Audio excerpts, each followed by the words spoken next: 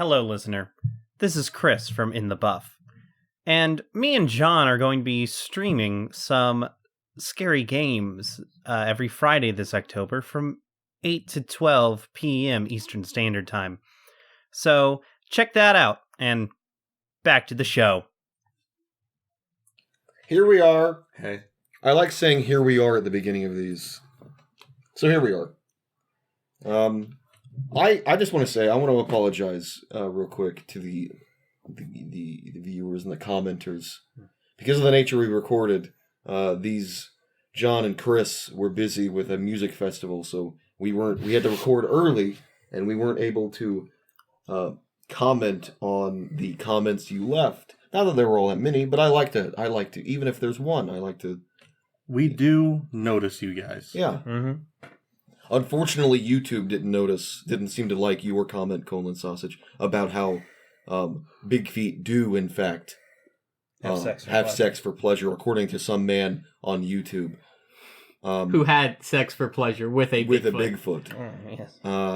Bold claim. And I'm into it. I'm into that idea, and I love that. Second, I'm so happy. What's his name? Final Fantasy. I told you. Yeah, there's no way I remember that. Uh-oh. Hang on. Hold, please. Hold. Cut this out, Chris. No, don't cut it out. It won't be too long. He's not cutting I'm looking it out. up. He's typing it. Hold on. Oh, maybe you should cut it out now. Don't cut it out. Tempty. I'm so happy you found the channel, man, and I'm so happy you found content that you like other than Final Fantasy guides. Genuinely, that warms my cockles. I've already said that. What is cockles? Like the cockles of my heart. That doesn't help me. Like the arteries? I don't know what a fucking cockle is, John. They're in there, though. They're they're swimming around there. somewhere. I've seen it. Thank you. Genuinely. And there was one more, right? Another colon sausage. Another colon sausages wanted to be a 3D artist. You want to be a 3D artist, yeah. But, keep pursuing your dreams there, colon sausages. You know what? There might come a time in the future where we're like, hey, we'll pay you to 3D art for us. Well, let's not be too hasty. He says he wanted to be a 3D artist. We don't know if he actually We need to see your reel first. Oh, yeah, let's see your portfolio. Yeah. Regardless, follow your dreams. Don't let your dreams be memes. That was rude. I'm Cody, by the way. Oh, yeah, I'm Scott. I'm Chris. Oh. And I'm John, and welcome to In the Buff. That's not correct. Yeah, that's not correct. What do you guys want to talk about today? You know what I want to talk about today? Yeah. I think we all know what we want to talk about. Did you want to talk about D&D? Yeah. I want to talk about D&D. Oh, God, no. I want to talk about the sick feeling I have in my stomach. That hasn't left while we watched Shulk. crying again. We watched Shulk before recording this, and I was thinking, that'll distract me. That'll get rid of this knot that I feel in my chest. No. I still feel a little sick and a little shaky, if I'm honest. Mm-hmm. I definitely got, short of breath there. Yeah. For a little while. Chris also felt pretty bad. So you were also feeling it, Cody? I felt like I couldn't breathe. Like I was hyperventilating. Like I wasn't getting enough oxygen. Really? I'm like, oh, God. I don't know what's happening. I was nervous, but I was just along for the ride. Well, yeah, well.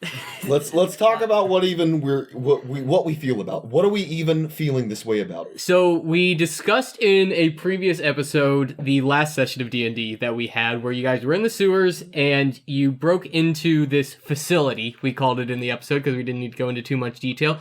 Maybe we need to go into a bit more detail now for some context. They were breaking into this facility. It was a bank. And in my D&D world, it is this special magical bank called the Bank of Holding, where the wizards of the Bank of Holding have a patent on all extra dimensional magic. Like they invented it and they have the copyright on it. So nobody else can make extra dimensional spaces. And so what the Bank of Holding is it's legally, yes. What the Bank of Holding is it's basically just a heavily magically protected building with a whole bunch of stone rooms They don't have any doors or anything. And each room is connected to a extra dimensional magical object, like a bag of holding, or a portable hole, or a handy haversack. You know these. And if you open one of these objects, then you open up into a physical vault inside the bank of holding. And that's where all of your stuff is. And long story short, the Snakemen, the UNT, were going to use the bank of holding and their ability to manipulate extra dimensional spaces to move to different branches of the bank of holding throughout the kingdom to ferry their troops all across the country. Because right now they are basically being isolated to this kind of frontier region at the far north of the kingdom. So, you guys defeat all of the UNT there in the big vault of the bank of holding that they were trying to break into so that they could get all these other branches and all these other cities. And in this big vault is all of the merchandise. It's where they hold all of the basically created but unassigned objects that are linked to the bank of holding like vault. the portable holes, the handy haversacks, the what have you. Exactly. They're just on shelves in this big vault. And you guys are just looking around like, oh, look at all this stuff. I wonder what it is. And, you know, I thought it being the bank of holding that we would have figured some stuff out from context clues. We have a bag of holding as well that You is do. connected to one of the rooms in this bank of holding. My character had it. Yes. Yep. Notice he said had.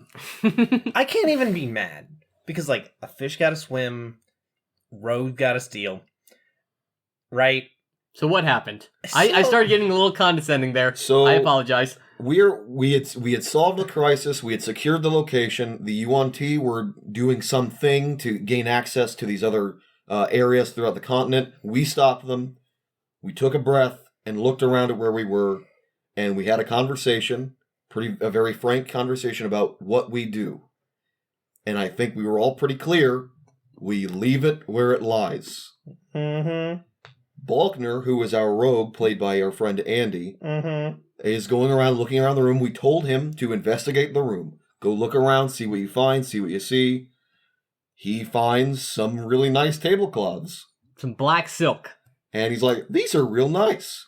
And sleight of hand, I made a point to look at Cody and I said, hey, I am going to keep an eagle eye on Balkner. I don't like that he's walking around like this and we don't want to take any of this stuff. He rolls a really good sleight of hand, so I don't see him pocket two of these tablecloths. Story ends for Tybalt right there. So we go back up, and we're out of the sewer. Tybalt gets scared. I'm not going to get into it. We separate. So Tybalt leaves to go talk to his family, and The rest of the party goes back to the barracks and like the main, the citadel of the city. While we're there, we're going to reminisce on the night, go to sleep. But Balkner goes to Sven. Sven is our resident druid who holds our bag of holding. Mm-hmm. Says, hey, go ahead and put these, put one of these in the bag. Now, for people who are versed in D&D, if you put an extra dimensional space in another extra dimensional space, 1 + 1 = 0, and that 0 is a void that sucks everything into it. So you guys already know if you know how that stuff works. For those of you who don't know, Sven put this black cloth, which was a portable hole that you could throw on a wall or a floor to make an extra dimensional space, into our pocket bag of holding, causing a tear in reality that sucked everything in a 15-foot radius, 10-foot radius, in a 10-foot radius, into another plane of existence called the Astral Sea. now, I'm sure a lot of you, well, I'm sure some of you, hopefully some of you, have at least played or are familiar with D&D 5e, and you're thinking to yourself when you hear this doesn't happen. Like, this is like one of those rules that somebody might play around with. Maybe it's like some interesting way to get rid of a bad guy. Honestly, I think it's just kind of like a legacy thing that it was in a much earlier edition of the game, and it just keeps getting rolled over. It's because it's such a bizarre rule. Yeah.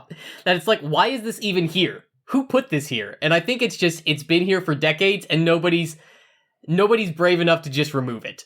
Our friend Andy admitted to us after this happened, and we all were like in shock, because I'm just going to be frank. So our friend Andy admitted to us he didn't even consider for a second that the tablecloth was a portable hole.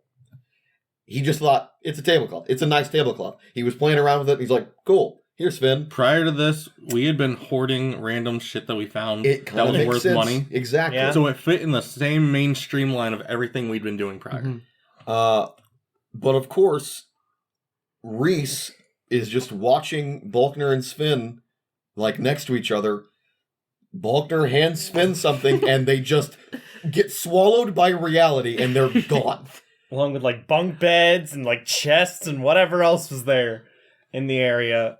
So we had a very frank conversation after this. We had to take a break, like call a timeout. Yeah. And then Andrews comes walking in the room because he went to go get us all like wine or whatever he could find so we could party because we just won this big fight.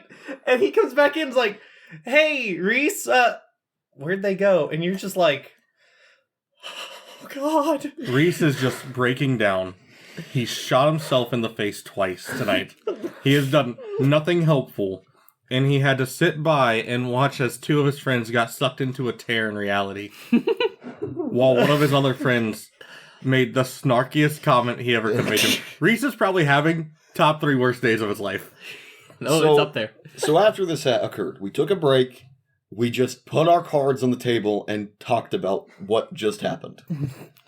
Cody, I think you did a great job as a DM in this scenario, where you're like, all right, here are the scenarios that we can play out. We can either A, just move on and say they didn't make it out. They're gone. B, roll up new characters. B, we can say that you guys took the time to go do something about it, and we play side characters. We all have our backups already prepared, who are kind of looped in already to, most of them are looped in already to the story. Like, we know where they are, what they're doing. Mm-hmm. C was that we mulligan it, and we just rewind time 15 minutes and say it doesn't happen. It didn't happen. Your characters are fine. We just gotta walk this back. And then D was that we played our characters, and we played the filler plot to go rescue them. Yep. And I love Chris and Andy for saying, no mulligan. No mulligan. Yeah, no like, mulligan. That would just cheapen it. And it's like, no, we made our bed. It was a bad way to make it, but it's there. We have to deal with I didn't know this bed was made of bombs. Yeah. Yeah. I honestly don't know why I even... I guess I know why I did it. It makes sense for it to be there. Because made sense for it to be there. It was the Bank of Holding. Yeah. These items would be held in the maximum security vaults of the bank. And, I knew about this rule. And I'm like, nobody ever sees this rule happen. And I'm like, we'll see. It fits the fucking character trope so much of okay, here's my sheep, but they never go the course you think they're gonna go. Mm-hmm. Somehow, some way, we fucking find a way to fuck it up no matter what. And so when I just wanted to see what would happen. It was almost kind of like a test to see what would happen. And I see Balkner starts talking about like playing with these tablecloths, quote unquote. And then he's like, I'm going to sleight of hand to steal one. And I just do the Anton Chigurh face from No Country for Old Men. There's... And I'm like, okay, let's see what happens. And he successfully steals them. And I'm like, okay. And and this is a problem that I constantly come up with being the DM is I'm the DM, I'm the behind the screen. I know all the answers. Yeah. And sometimes I forget that you guys don't. You guys are just figuring it out. And so I'm like, Andy, why is Andy playing with these portable holes? Why is he being so sly about these portable holes? Man. And then and then he says afterwards, he's like, I just thought they were nice tablecloths. I don't know. Like in the sessions before this, we've stolen a myriad of just random shit that could sell because we are so strapped for cash. I'm not gonna get into it, but like we have some nice wine. We stole a jade cat. Yeah. Like it was a jade cat that had been glued onto a plinth. I'm gonna miss that cat. It's gone now. It was in the bag. It was in the bag of holding. That's the other thing is once the extra dimensional spaces converge and the tear into the astral plane opens, everything in the bag of holding just gets destroyed. And that was all of our party funds. Which is so much, and it was so important that those party funds be used for. I'm not going to get into it. It's so complicated, but it was so important that we had the party funds, and now they're gone. I don't think you even have to get into it. It's just like people understand money's money. Yeah, more money, more good. We had a base of operations back at another location where we had soldiers and like people that were guards that we paid from our money with that party fund money, and now like we're all pretty strapped for cash at this point. Yep, and 2 of us are gone. So and like, there's so many small things that could have happened to make this outcome just be different. Because I could have rolled a little bit higher. You could have rolled a little bit higher. He could have rolled a little lower. Reese could have mentioned that like, oh hey, these are magical. Like whatever you were playing with was magical. On top of that, like Reese has the ability to identify magical items, and Balkner usually shares everything with him. So it's interesting that Balkner went to Sven instead of Reese to be like, hey, what do you think this is? Like everything played out exactly the way it needed to for this to happen. Yep. Or everything played out exactly wrong for it to happen. Yeah. Yep. Every failsafe that there was, every out of character action just snowballed. I think part of the reason as well that it felt so that I am having such a reaction to this as well is this was such an innocuous session. This was the session, we're going to relax, we just had this big fight. It was kind of like a denouement. Exactly. Just but then, out of fucking nowhere, 2 of our characters basically died to our eyes. We are an hour and a half into the session. Yep. And Cody's already said, he's like, hey, this is just going to be a shorter, more chill session. And here we are. So after... Oh, and let's like, I even kind of gave Andy an out, because I was messaging him on Discord privately during the session. And I'm like, okay, he asked me, I'm going to sleight of hand these portable holes, and I'm like, you successfully do it in the Discord DMs with him. And then I gave him an out. I'm like, so are you keeping these tablecloths on your person? Oh. And he specifically said, no, I want Sven to put them into the bag of holding. And I'm like, I can't walk that back. What if it had been while you guys were walking back to the barracks? You point blank told me what to do. What if he would have snuck them into there in the bank? I'm like, all right, I'm gonna go to my villa. Together. I'm gonna go see my family, see if they're okay. See you later. You turn a corner, and you're just gone. And we're all out of there. We're all out of there. Oh, that's the one good thing, is that Reese was in the room when it happened, and thank God he saw what happened. Because if he got sucked in too, and I made you roll to make sure, just, a kind of a 50-50 chance to see whether you were close enough for it to happen. Thankfully, you were out of the way. They would have disappeared, and Andreas, who was the only other one there, would have had no idea where they would have gone. And Scott's character and Justin's character would have been completely oblivious. And, our characters already don't know dick about any of this kind of stuff. Mine was the only one who can maybe lead us somewhere, directions-wise. So now, we chose option 4. Yep. Mission, get Sven and Balkner back. Bring him back like the Martian. We are reaching the Astral Sea filler arc. Yep. What? And so... Why is that a filler arc? So now we're in this filler arc that's not so filler arc. But to add to it, another thing, I'm just sucking your DM dick right now, is Cody has an agenda for the villains in the campaign. They the have UMT actions. Have things that they do. this could take a month, 2 months, 3 months, maybe even a fucking year I for us don't to know. save these I guys. have no idea. In fact, the whole reason you guys were at the Bank of Holding was you guys were kind of lollygagging for several months. Yeah. And granted, there were some circumstances that, kind of pushed you towards some of that lollygagging. And that's kind of a bit unfair to say. You guys were all doing your own things. Yeah. But the bad guys, are real and they want to win. And so you guys were off doing your own things, important things. They were doing their own important things. So hopefully, We're going to come back from the Astral Sea, and the whole fucking country is going to be razed. hopefully Team B can assuage some of that. Hopefully. The half of Team B is coming along to save the that's half true. of That's Team another A, point. So, which Team I need to B- work on my Sean Connery. Oh, God. You have a Sean Connery accent? Everyone does. Let's hear it right now. It is I, Miles, Ohio. That's not bad. That ain't bad. No. Okay. It is I. That's what you say every time. Miles, Ohio. That belongs in a We should museum. go that way. His backup character, Chris's backup character, by the way, is Indiana Jones. Iron Man. Iron Man? Oh, He's Indiana an Jones. artist. Yeah, he's the Indiana suit Jones artist. / Iron Man. Yeah. Well, Just a firm slap to the face. open So, palm, slap on the behind. slightly continue. The session then ended shortly after with my character Reese not knowing what to do or what we should do or what the outcomes of anything should be.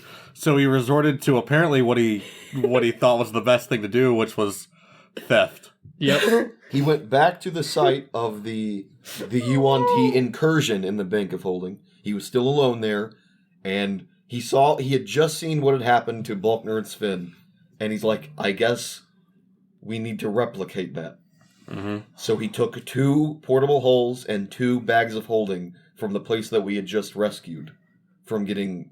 One for testing, invaded. one for testing, and one for getting the fuck in there. So he has those on his person right now, and he's the only one who knows about it. Yep. And He's being very careful with his backpack. he's so careful.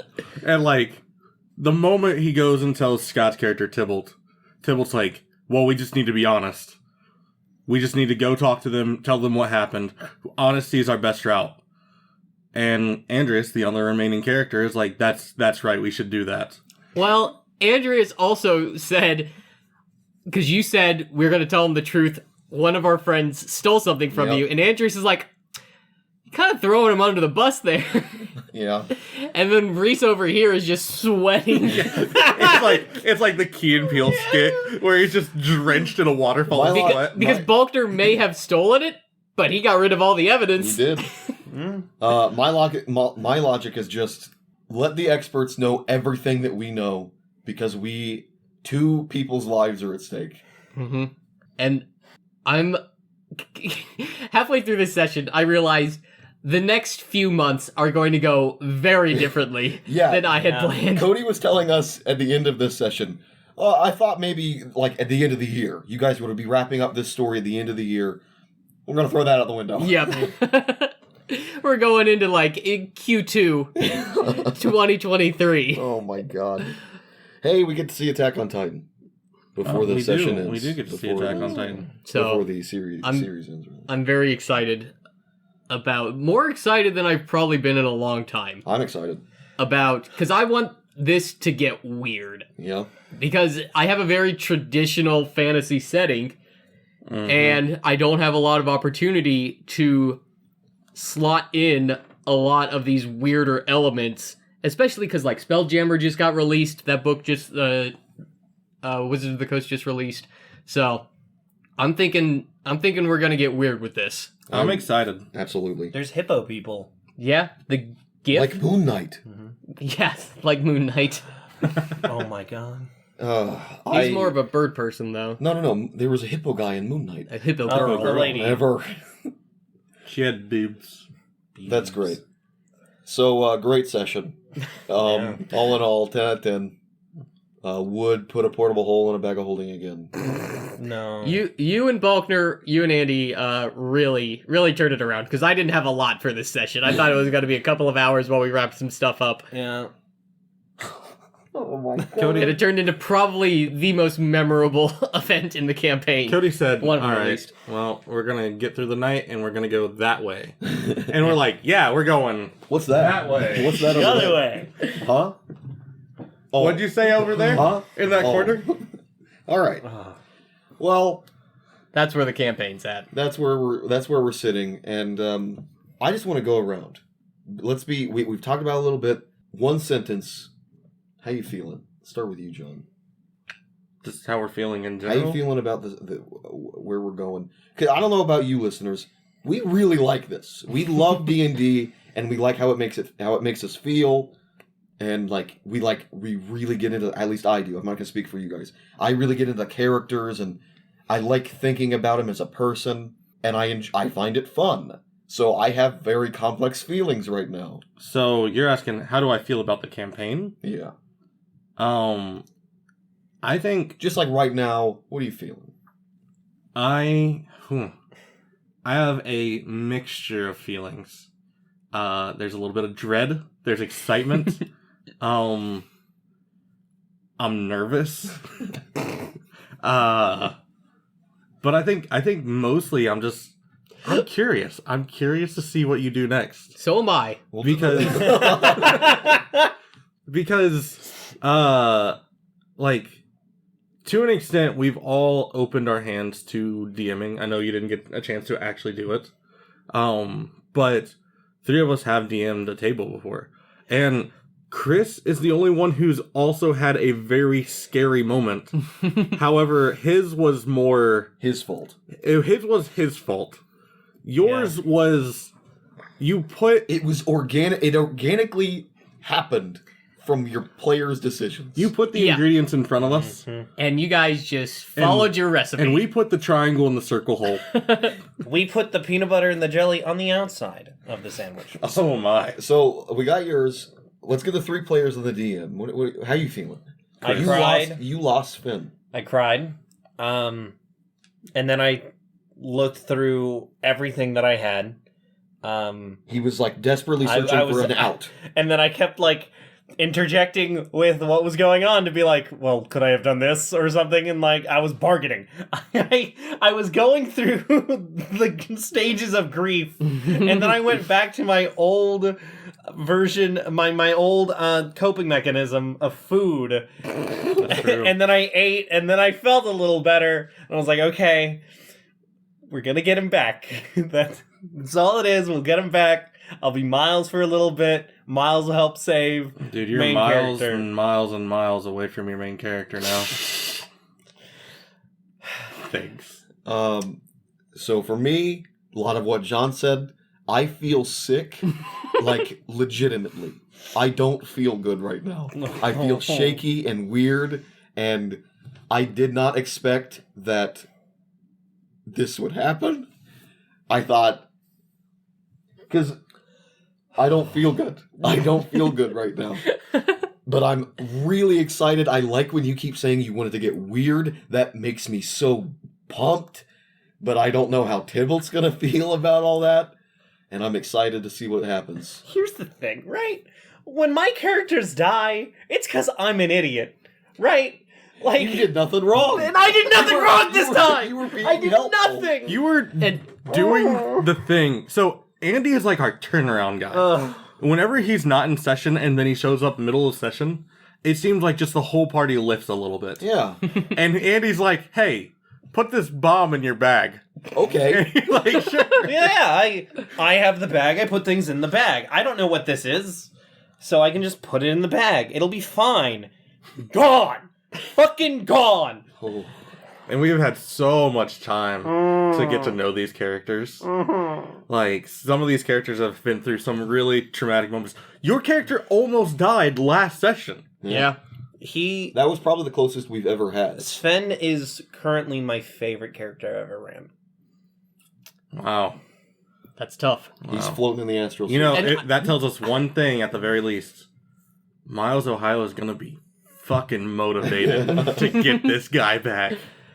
Where are we at, DM? What do you see? So I just want to say Chris and Andy, who's not here, but I want to say Hi, how Andy. much I appreciate your commitment to the bit.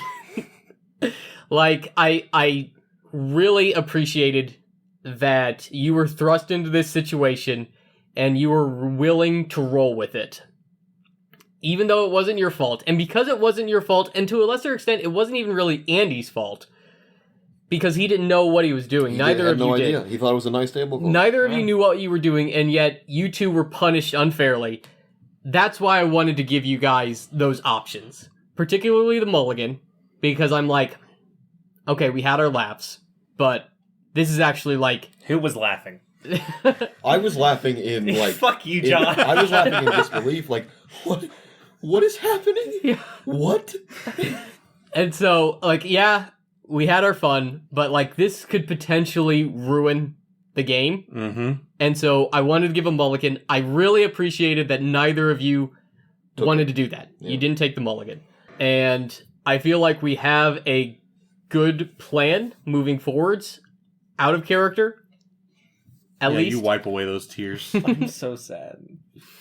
And so I really wanted to also, because it wasn't neither of your guys' fault, I wanted you guys an opportunity to get your characters back. So that's what this next arc of the campaign is going to be. And I don't know anything about the Astral Plane. Didn't think that we'd ever go there. We had to stop and look up if you could breathe. Yeah. Right. We knew jack shit about the Astral Plane. There is a world as well where a lot of the conversation at the beginning of this event centered around the idea that Sven, because of some homebrew stuff that had occurred with him, he doesn't require oxygen anymore. Mm-hmm. So we're like, is he going to have to watch Balkner suffocate and die in the Astral Sea? Then we talked about... become a Smurf. Well, I had actually thought this through Okay. because of the whole bargaining stage. I can create water, and I can, like, Breathe in water? I can cast water breathing on him, Oh my god. Oh, and so wow. he can breathe the water that I create. Can you cast... And water breathing lasts like 8 hours, doesn't it? I think Yeah. it lasts a long time. Long You enough could time for you cast to it get a in long sleep. rest. Oh my god. yeah, like, that would have been I incredible. had thought about this, That would have dude. been incredible. Like, ugh. That is amazing. That's a good... I like that. Thank you. So, to be honest, I've kind of, I don't want to say got bored, but kind of burnt out with the game. I hope that's not too revealing. Oh. I will say that I think I was catching glimpses of it. Mm-hmm. It was harder to prep for each session. I was kind of just flying by the seat of my pants for the past couple of months, and nothing was really, like, motivating me to get anything in front of you guys. You think this will be that? I think this will be that. Mm-hmm. Because it's just such a tonal shift. From snakes to whatever the fuck. I'll- This is like our I'll ask Guardians of the this. Galaxy. Whole. So you have a whole realm to create now. Yeah. Would you like me to run a game in 2 weeks? To give you extra time to prep it? Okay. For those who don't know, John has we have a game with John, but he is very patiently waiting for Cody's sessions to end. I'm So we also can get feeling a through that little campaign. guilty about this, the length of this campaign. Yeah. Because I know you want to... Oh, don't get me wrong. I'm ready, but like, I want to see where this goes. Yeah. That's why I was kind of hoping to be wrapped up by this End of the this year. campaign by December. But that's not happening now. But hopefully this little filler arc will be something. Yeah. Well, that's Go ahead. that's like half an hour of D&D talk. Yeah. I will wrap it up by, you know how when we were talking about our classes, what class we liked the most Mm-hmm. last time, and I said psychology was something of mine. Mm-hmm. Part of the reason why I don't think I was too bothered by what was happening in front of me is because I was so fascinated by watching everybody get devastated Yeah. in front of me. At every You might time want to that I talk with looked, somebody about that. Yeah. every Sean time that I Boyd. looked at 3 people had their hands in their heads and like hair was coming out. Like, everybody was stressing the fuck out. And I'm just like, man, it is so beautiful to look at how much these guys care about their characters. Your people watching your friends be distraught. That's fucked up. Yeah. And I enjoyed every second of it. Well, except for the part where Reese was almost sucked in with them. yeah. That would have been interesting. I think if Reese went with them, that was game over. I think that's game over for those 3 characters. Yep. Yeah. You 3 would have to find some way to escape on your own. God, that would be cool, though, because we could have done, like, some weird little solo session if that was something you wanted to do. Well, yeah. Tybalt or Scott and Justin could have rolled up characters they found in the Astral Sea. That would have been crazy. We would have figured something out. I could be like a mushroom person. Sure. Or a GIF. Or a GIF. Man. I believe mushroom people are called my dinner. Wow. Nice. Disgusting. That also, was I don't like something. it. You would eat a sentient mushroom? That goes against everything you've said. Yeah, I know. I don't like that. Alright. Here we are. Yep. So what was our next talking point? Flash. So, well, we're already flashing. We're all naked. As you all know, I think that's the first that's been mentioned. I'm dreadfully nude. And That's why I'm crying. And I feel thoughts and feelings about things What? and topics. No way. And one of these things and topics I feel a lot about is the Flash. The Flash The beloved DC superhero. is a DC, so he goes fast and he wears a red outfit. Isn't that nice? I thought that was the guy that was fast and wore a yellow outfit. I just wanted to be to everyone to be sure that I'm not talking about the concept of lights being bright and then dimming. That's a Flash. I also want to clarify that, John, you were thinking not about the Flash, but Reverse Flash, his arch nemesis. What stupid name does he have? Assault? His real name is something really stupid. I only know it because I'm about to plug it. Michael Montgomery. No, Wally West. it's not. No, That's the Flash. Wally World. So there's a YouTube channel Tim that Allen. I shut the hell up. There's a YouTube channel that I really enjoy, called Madvocate. He painstakingly has went through, I think, the first 3 seasons of the Flash TV show, and the joke is this: he goes to every single scene in every episode of the seasons and says why, how, and if this person should be dead or should be caught by now because the Flash is in the show, or not dead. And so if a person gets away, he's just like, the Flash is right there and just watches them drive away on a motorcycle. But he's the Flash. He could just get them. He could just get him. Or if a person dies, he's like, the Flash was right there and he can process the bullets getting shot and move them out of the way before the bullets hit them. Oh, just like that really cool scene in that X-Men movie with Quicksilver. Exactly. Who's And Magneto. Well, he's just Flash. Yeah. Just Flash. So here's my problem with the Flash. Now, I'm sure one of you, maybe, is a fan of the Flash, or at least the fan of the concept of a fast guy. Here's my problem with the Flash. And it's a problem that I have with DC as a whole. The Flash can't be a fast guy. He can't just be some guy who runs real fast. He is the fastest man in the universe. Aquaman can't be just a strong guy who can talk to fish. He has to be the strongest man, demi-human, or whatever the fuck he is, in the entire multiverse or whatever. He's so powerful he can punch a continent in half, you know? Oh my goodness, can he? Yes! Literally he can. He did that in one of the comics. Wow. So, Real quick, what can Eobard Thawne, aka Reverse Flash, do? he can do what the Flash does, but in backwards. He's the fastest man alive backwards? Running backwards, yeah. Apparently. Oh my goodness. It was me, Barry! But, I think I mentioned it. could you cut that in? Cut that in of that clip. Surely we'll be allowed to do that. It was me, Barry. I'm sure I've told this to you, but I've heard the version of that scene where he talks about jacking the Flash off while he's making out with his high school girlfriend. What? I don't know what the real audio is. I've heard that so often, and I've never heard the original audio.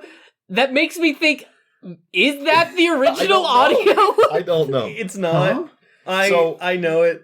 He'll cut it in. So it's here's the issue. Let me get right to the core of it. The fact that the Flash exists implies that there is no reason for there to be crime. Same thing for Superman. Same thing for Superman, but to a lesser degree. Superman's fast. He can zip around real fast. The thing about the Flash is this.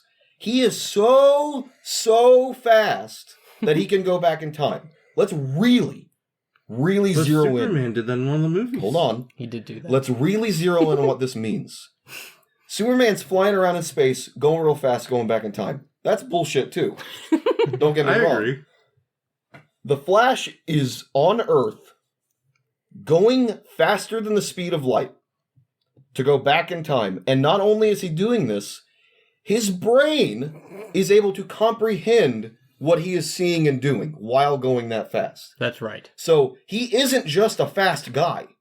He has the fastest mind there could ever be. A second for him would be like an eternity because he is going the speed of fucking light and processing all of those minutia in between. Mm-hmm. So, because of that, why crime? Why is crime if the Flash exists? One day, he could just go zip around whatever the fuck city he's from. What is it called? Central City. Central City. He could zip around Central City and just see every single person in the city, see what they're doing at any given moment, look at them, see what they're going to be up to, and if they're going to do something wrong, just move them into jail. Why is crime with And the Flash? even if he's somehow too slow, just go back in time and stop it. Exactly. And here's the thing. Wow, Batman sucks. That's Batman's the greatest detective mind the world has ever known. I disagree. Can he perceive at the speed of light? No. No. So He's a terrible character. He isn't the best detective because the fucking Flash is. He might be the third best. And that's again another problem I have with DC. I love Batman, don't get me wrong, but he can't just be a smart guy. He He's seems gotta like be- the type of guy who would like Yeah. a bronze medal. He's gotta be But- the smartest guy in the universe. But you also forget that the Flash is also just a weird cult leader kid who won't clip his toenails. What? And that's also why he's not. Well, that's why crime is. What are we talking about? You've been reading the news about Ezra Miller? Oh, okay. Yes. He was like starting cults and kidnapping people, and You know what it is? It's He just won't- like Is that the kid from Justice League? yeah, it's just He like looks like he could be a cult leader. it's just like Jared Leto, but Ezra Miller isn't as attractive as Jared Leto. yeah. He has the Which most makes it wrong. dumbfounded Yeah. face. Like, When you see him like doing his fucking running fast in those movies, and he's just like mouth gaped open. Yeah. He runs weird in those movies. He does. Like Because he doesn't clip his he does toenails. this with his hands when he's running, and it's weird. You blinked, Every time. but anyway. After we're done recording this, look up I believe images you. of Ezra Miller's feet. I believe you. I don't want to. I don't think I want to. Chris, can you put I'm just gonna links- imagine like his feet and his toes look like they have bugles on them. The delightful snack. Yeah, yeah. Wow. I don't want this in my life. Well, I don't like the Flash. It makes me angry thinking about, and watching those Madvocate videos is so cathartic to me. It's like to see him laboriously go through every single scene where he's like, "Oh, so you're faster than a bullet here, but then he can just punch you at normal speed." Oh, I see. So, okay, here's the thing. What if the Flash jumps? I get that, like, if he gets a running start, like, he's jumping at a fucking crazy speed. But once he's in the air, he can't do anything, right? That's just gravity. Yeah. Well, that's the thing we talked about with Justice League too, the movie, the shitty Joss Whedon version. The other Wouldn't one's a not so bullet great do either. more to him, too? If he's running towards it? I don't know. Wouldn't it impact him at a higher speed? Well, there's so much packed into his ability. It's not just he's fast. It has to be so many other things. So he must be super strong, otherwise he'd rip himself apart. Right. Yeah. But he's not super strong though, because if he were super strong, then he could just lift a car, right? Mm-hmm. But we see him in it's so irresponsible for him to exist. So if he's In the Justice League movie, he's going real fast and pushing that truck with the family in it. Mm-hmm. How does he stop the truck? He's pushing the truck.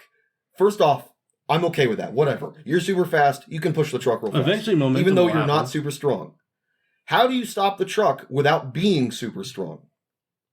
He gets to the front then and runs the other way. backwards Yep. really fast, and then slowly eases off the pressure. See, if they had done that in the movie, I would have been like, that's so silly, but I'm into it. That's It how it fits would've worked. continuity. Yeah, at least it fits in the universe Like, at that point. but we see him in the fucking movie barely be able to stop himself.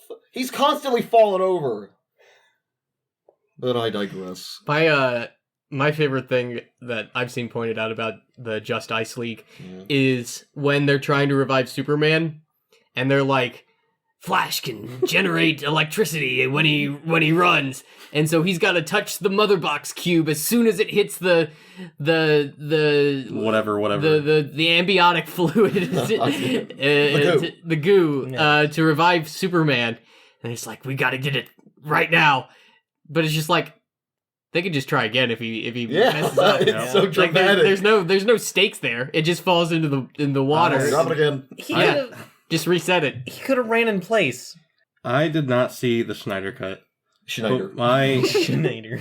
my favorite. The Dan Schneider cut definitely has Ezra Miller's feet in it. The Rob Schneider cut definitely doesn't. Oh my god. My absolute favorite scene was after they revive Superman, and like they're having the whole standoff scene. Then like he finds Batman, he just fucking grabs him by the mouth, and Batman is just helpless. Do you bleed? It's just every time I see that scene, I just imagine him trying to save Martha. Every single time, like his mouth is just going like. Oh, I God. do enjoy that. Those weren't good movies. They weren't. They weren't so great. You know what else isn't that great? Phase 4. Yeah. Is that what we're going to talk about? If you guys is would it like Phase to. 4 still? Yeah, I guess. I don't know. Yeah, I think it is. Yeah. You know how Marvel does those like Maybe Phase 4 ever. more like MCU Turkey. What? because there's a lot of female protagonists. It is. Yes. It is. It is dominated by the female culture right now. That's not the problem. The problem is I was explaining this. This is just me saying it. So what do I know? This is how I feel. I was explaining this before game. I mean, what can we say? We're 4 white men. I was explaining this before game. How Shulk. Let's look at Shulk. Right. Okay. It doesn't feel like somebody had like some passionate creator was like, I want to make a Shulk show. It feels like Disney was like, let's make a Shulk show because it's a female protagonist. And she's a lawyer. She's a successful female. Wow. So let's do that. When they made Moon Knight, it wasn't like, oh, we have this director. He has this visionary idea for a Moon Knight show, like a story he wants to tell for Moon Knight. No. It feels like Disney was like, let's get a character with a mental disability and have him be the protagonist in a show because that'll like bring eyes to it. That'll push the platform more. Honestly, it kind of feels a little, and I don't know shit about fuck, but it kind of feels like it was almost like a meta decision on Disney's part. Yeah. Because they're just like, Moon Knight is such an obscure character. Wouldn't it be crazy if we made a television program about Moon Knight? Here we go. Oscar Isaac is the lead. And then you cut to fucking 2 months later, they're like, all right, there's Moon Knight. But wouldn't it be crazy if we made a show about a Pakistani girl? Yeah, and it's like Cuts to Miss Marvel. Nobody wanted to. Maybe. I don't know. What the fuck do I know? Just like Cody said. I feel like nobody had some crazy cool idea for a Miss Marvel story that they wanted to put to screen. It was some, like, I guarantee you, old white man in a boardroom who's just like, there's like a Pakistani superhero. We get her on there. Let's make a whole TV show. We get girls in there and she's Pakistani. That's great. She doesn't need her own movie. No, Because that's no. like real money. I'm not gonna lie, I think if they would have had her start Phase 4 where it's like, because like the very first episode is like a tribute to all the Avengers. Like there's like this party going on where like you see an Ant-Man, you see an Iron Man statue. There's like this Captain America. Like there's all these tribute things going on, and it's like, oh, that makes sense because they just saved the whole fucking universe. And it would be. And there's that amazing scene where the girl gets hit by the giant Mjolnir prop. Yes. We need to talk about that for a second. So the first time we watched, Cody wasn't there. Obviously. John, Chris, and I watched... Me watching MCU content John, Chris, and I this watched year? the first episode of Miss Marvel together. And these two freaking idiots... I have 4 words and a hyphen for you. Spider-Man No Way Home. Okay, fair enough. Fair enough. That's very good. That's 5 words. Good job remembering the hyphen in Spider-Man, though. Yeah. Thanks. People forget that sometimes. Miscounted. But there's a scene where I'm not gonna get into it. Stuff is happening. It's like this crazy Rube Goldberg. It makes no fucking sense in the show. But it's fun and wacky. I didn't really care. A big Thor hammer like falls down like it's a pendulum, and our main character tries to save a lady from getting hit by it, but the lady just gets hit by the Thor hammer, and these guys were just they couldn't control themselves. They lost control of their body. We're gonna show you after we're done with the podcast. We had to pause it for like 20 minutes. We rewound it 3 times. They lost control of their body for 20 minutes. Well, I was just like, this is funny. You started laughing more at us. Yeah, and then like I was getting my face hurt from laughing at you guys. Anyway, what were we talking about? I can see that being the crux of, all right, a fan of Marvel characters in the MCU. And like I can see that being a seed of like, this is the new generation of characters, of people that we're going to be seeing the stories of. I'm into that. But, you could actually have a lot of interesting social commentary, like, oh, this is vigilantism, and oh, maybe vigilantism breeds vigilantism, or she's basically like Spider-Man, who's just like this upstart who just independently decided to start making a difference. An obsession with celebrity culture. Sure, that's another dumb one, but you could look into that. The downside to this is I believe Miss Marvel is a terrible character. Yeah. Her abilities look weird. Like they changed them completely in the comics. It would have looked stupid, I think. She's basically Mr. Fantastic. She can like stretch her arms and make big hands. Yeah. It looks really dumb. And in a show, that would have looked so ridiculous. But they make her have like these weird crystal powers that are basically functionally the same thing. Anyway, I think it's just dumb. It doesn't make sense, and it's... but I would have gotten over that. We're allowed to have dumb characters. Look at Guardians of the Galaxy. There's so many dumb characters in that, but it almost leans into the dumbness of it, and it's silly, and you care about them. I'm not a storyteller, but they told the story in such a way that I care about them. Yeah. I don't give a fucking shit about Miss Marvel. That seems to be the problem right now, is that we just struggle to find ways to care about them. Yeah. But I think her, if they would have started out with her in Phase 4, so that's like, people are acknowledging that the Avengers exist in that universe. What started Phase 4? The Eternals? Black Widow was the beginning of Phase 4. I mean, it was in the past. What was after that? Shang-Chi? Was Shang-Chi or Eternals? I don't remember. I thought it was... I think it was, yeah. I thought it was the Spider-Man movie. No, that came out this year. Spider-Man Far From Home was the end of Phase 3. Was technically the end of Phase 3. That was the last movie in that. Which I think that would have fit fine as a beginning of Phase 4 thing too. I will say, what I was saying before about like, it seems like a corporate decision to just, let's make a show about a Pakistani character. I feel that very strongly about Eternals. It's a multinational, multiracial cast. We can do that. I did not feel that way at all about Shang-Chi. At least when I was watching the movie. It didn't feel like somebody was like, we should make a Shang-Chi movie so it's an Asian protagonist. It felt like somebody wanted to make a Shang-Chi movie. Now, that movie has its problems, but I think it was pretty okay overall. I feel like that's one of their better products. So far, in Phase 4, yeah. Multiverse Madness was a fucking... It was a bust, in shit my show. opinion. I agree with what you said earlier when you said Scarlet Witch should have been like the next big bad. Yeah. She could have been the Thanos. She could have been this She already phase's dominated Thanos. him. Yeah. Like, there was a scene where he had to tell his whole ship to shoot down on the battlefield because she was just fucking ripping his asshole apart. What an odd way to say that. But very accurate. Beating the trouser gravy out of him.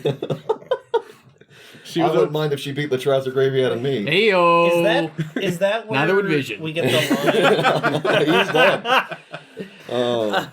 Is that where we get the line that Thanos is just like, I don't even know who you are? Yeah. Yeah. Okay. I don't even know who you are. You took everything from me. One of my favorite MCU memes is you took everything from me, and then it cuts to Thanos, and it's like, who are you? Oh, man. Oh. I Remember love those days. I love those memes. Dude, I've always had a crush on Elizabeth Olsen. It came as a shock to me that she's related to the Olsen twins. Yep. Yeah. She's the lesser known third Olsen. Yeah. Yeah. I mean, at this point, she might be better known. That's, yeah. Good point. They grew up to be like baby owls. Yeah. They They're don't just, look- they don't it's, look right. it's not comfortable looking at them. It looks like they're villains in the Crystal Skull. Oh, the Dark Skrex? Crystal. The Yes. Skrex. Yes. No. Yeah, yeah. Is Yeah. it Skrex? Oh, Skeksis. Skeksis. Yes. Something there like we that. go. Something like that. That had a short-lived television show. I didn't watch it. Neither did I. Apparently, they didn't get a second season, Yeah. even though it was very beloved. Modern puppet media isn't so great, I feel. The last modern puppet media that I enjoyed there was a reboot of the Muppet Show Oh, on ABC. on I ABC, remember. maybe back in like 2012, I 2013. didn't watch it. When did Avenue Q come out? I don't know what that means. I have no. What is it? Is that like QAnon? No, it's Adult Sesame Street. That's a musical. Oh, that sounds dumb. Okay. That does sound. The whole thing about the Like you're making me rebooted angry. Muppet Show was that it was a show about making the Muppet Show. Oh, okay. And so it was like Kermit and Miss Piggy are like the producers of the Muppet Show, and it's all their like them working in the background trying to put on the Muppet Show. It's a bit like The Office, I assume. A little bit. Yeah, kind of. But instead of running an office, it's making the Muppet Show. Yeah. And I don't know. I thought it was all right. There was a really funny joke in the very first episode where Miss Piggy runs like a late night talk show, like Jimmy Kimmel or whatever. And they're like, "Oh, we want to get like some famous actress or whatever." I can't remember who it was. Maybe like Jenny McCarthy. She was popular at the time. Sure. And they're like, "We really want to get Jenny McCarthy, but we can't. So like, I don't know, can we get like Tom Bergeron?" And like later in the episode, it's like Miss Piggy and Kermit interviewing Tom Bergeron, like behind the scenes, asking if he'll do the show, and he like agrees to it or whatever, and he like leaves their office. And then they start conversing like, "God damn it, we really wanted Jenny McCarthy to do this. Frickin' Tom Bergeron, he's such a B-lister." But he's in the show. Well, and then he's like, "Hey, sorry I left my coffee." And they're like, "Did you hear all that?" And he's like, "Yeah. I'll still do it though." And then they finally do get Jenny McCarthy on the show. And Miss Piggy's like interviewing her, and Kermit's like behind the scene, and he's like, "That son of a bitch, Miss Piggy, got Jenny McCarthy. Somebody let Tom Bergeron know." And the camera pulls back, he's like, "Don't worry, he knows." And then he just walks away. I like that. Yeah. I'm a fan of the Muppets. Out and Proud. Yeah? One of my favorite songs is Kermit singing Rainbow Connection. It's a great song. I love that, genuinely. And a lot of my favorite bits are on the Muppets. Like, I remember, I didn't necessarily grow up watching this. It's a bit old for me. But I did watch, like, VHS tapes of the Muppet Show. And it being like, I remember Pigs in Space. I loved Pigs in Space. That was a joke. And I loved the Swedish Chef, too. Yeah. He was just... I like the being old funnier was easier. Why to do me. so many Muppets have speech impediments? That is I odd. can tell you right now, I don't remember ever watching a single episode of the Muppets. And before you said Kermit's name, I was sitting here like, what's the green frog's Oh name? my god. dude. And stop gay washing Dr. Bunsen, Honeydew, and Beaker. They aren't gay. They're friends. They're just really close friends. I don't even know if one of them's capable of having a relationship. Beaker is... He's not okay. He shouldn't be working in that lab. That's very dangerous. Bert and Ernie, though, they're roommates. Mm. Yeah, they've been roommates for 30 years. They're very good friends, I guess. How do you, One's supposed to be an adult man. Oh, what's one's up, a Chris? teenager. Yeah, you haven't been here in a long time. You come here. Oh, Much to say about Bert and Ernie? Chris? I was reading somewhere, and originally, Ernie is a teenager, and Bert is in his 40s. I don't like that. I don't care. Are we sure it's Ernie and not Bert? Bert is the one. Yeah, no. Ernie is the one with the buttle bath. Yeah. Yeah. Okay. Ducky. And then, Yeah. hey, Bert. We should I'm personally affronted by street. we should probably wrap this up before we get put on a list somewhere. Sesame Street. That's the one. We're an hour and 2 minutes in, and here I thought, Chris, we were going to get to talk about this awesome festival that we went to. Oh yeah. We'll just You have to guys wait did until do that. Never. next episode. How about that? Mm, Something to next look forward episode. to. I'll forget all about it. You've already forgotten about it. Well, then let's record it right after we record this one. Oh. Continuity. No. Cut that! No! All right, bye Stop everybody. it! Stop the Bye. recording! Enjoy Goodbye. this one. I hope.